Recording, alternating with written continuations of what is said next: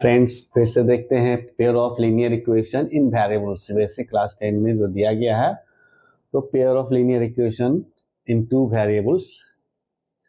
तो सपोज है कि a1x plus b1y plus c1 equal to 0, a2x plus b2y plus c2 equal to 0 दो linear equation दिया गया है इन टू वेरिएबल्स में। तो हम पहले बता चुके थे कि इसका x और y का वैल्यू निकालने के लिए अलग अलग मेथड। इस इक्वेशन को सॉल्व करने का मतलब है क्या, दोनों कंडीशन से एक्स और वाई का वैल्यू को सेटिस्फाइड करके निकालते हैं। तो ग्राफिकल मेथड के द्वारा, एलिमिनेशन के मेथड के द्वारा, या फिर अलग और भी मेथड है, जो भी सब्स्टिट्यूशन मेथड है, एल्जेब्रिक मेथड है।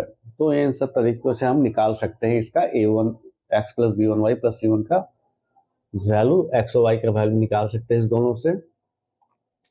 तो पहले बताएं कि इसका सोल्यूशन निकलेगा कि नहीं निकलेगा, या एक दूसरे को लाइन है, तो ये दो लाइन जो है अब एक दूसरे को इंटरसेक्ट करेगा कि नहीं करेगा, या पैरेलल है, या फिर एक दूसरे को कोइंसिडेंस करता है। तो ये कैसे पता चलेगा, तो इसके लिए हम a1 बटा a2, b1 बटा b2 और c1 बटा c2 लेते हैं।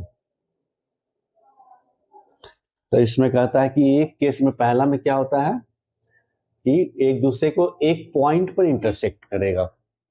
दोनों लाइन एक पॉइंट पर अगर इंटरसेक्ट करता है तो क्या हो जाता है,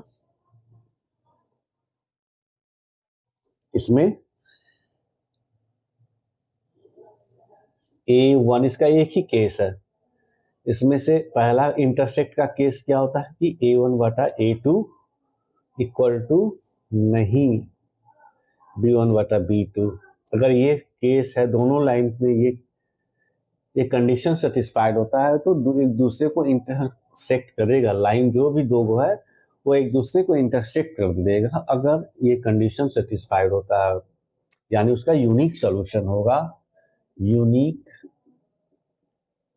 सॉल्यूशन होगा इसका, यानी किसी एक पॉइंट पर इंटरसेक्ट करेगा अगर ये कंडीशन है दिया हुआ। केवल ये देखना है हमको, a1 बटा a2 इक्वल टू नहीं है b1 बटा b2 equal to not available, then both equation will intersect each other at unique point, one point।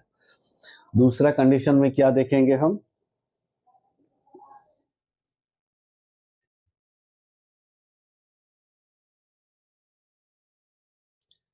कि अगर a1 बटा a2 इक्वल टू है b1 बटा b2 इक्वल टू है c1 बटा c2, c1 बटा c2 को भी यहां लेते हैं, तो ये सब इक्वल आ रहा है, सब रेशियो इक्वल आ रहा है। इसका मतलब क्या है, ये दोनों parallel line, both parallel line, तब इसमें लिखेंगे both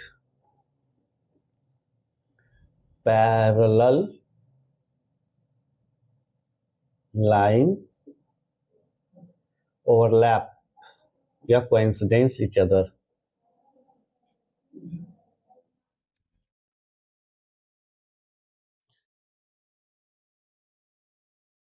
coincident each other, other, यानी एक दूसरे पर ओवरलैप कर जाएगा अगर ये कंडीशन सेटिस्फाइड होता है। a1 बटा a2 b1 बराबर b1 बटा b2 बराबर c1 बटा c2, तो एक दूसरे को ओवरलैप करता है।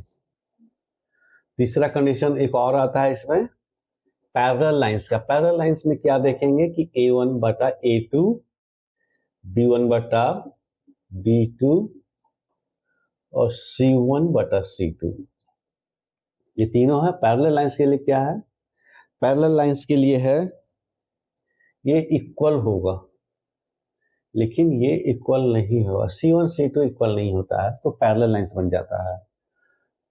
तो ये पैरेलल लाइंस का है। This shows this condition shows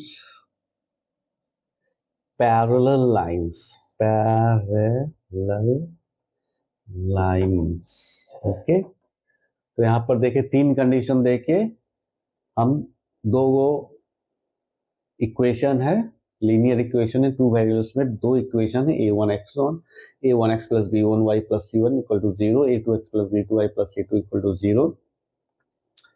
तो तीन कंडीशन देखे। पहला कंडीशन में क्या था? पहला कंडीशन में था कि यूनिक सॉल्यूशन, पहला कंडीशन था यूनिक सॉल्यूशन।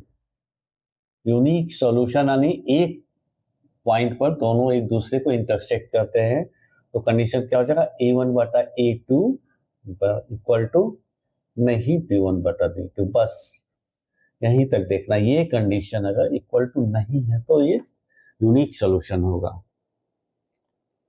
दूसरा क्या था? पैरेलल का, सॉरी कोइंसिडेंट का,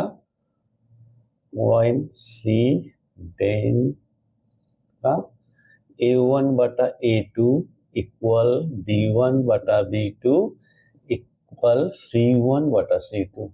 अब सभी रेशियो आपस में मिल गए तो एक दूसरे को ओवरलैप कर जाता है, कोइंसिडेंट करता है। ये समझना है। तीसरा कंडीशन ये है पैरेलल लाइंस का। पैरेलल लाइंस का क्या कंडीशन है? उस पैरेलल लाइंस का तीसरा कंडीशन क्या बताया? पैरेलल लाइंस a1 बटा a2 b1 बटा b2 c1 बटा c2 इसमें इक्वल रहेगा, लेकिन ये इक्वल नहीं रहेगा। तो ये दोनों इक्वल नहीं है, ये दोनों इक्वल नहीं है तो यूनिक सॉल्यूशन। ये दोनों इक्वल है और ये इक्वल, c1 c2 इक्वल नहीं है तो ये पैरेलल लाइंस, और तीनों इक्वल है तो कोइंसिडेंट होगा। बस इतना याद रखना है इस कोएफिशिएंट के बदौलत।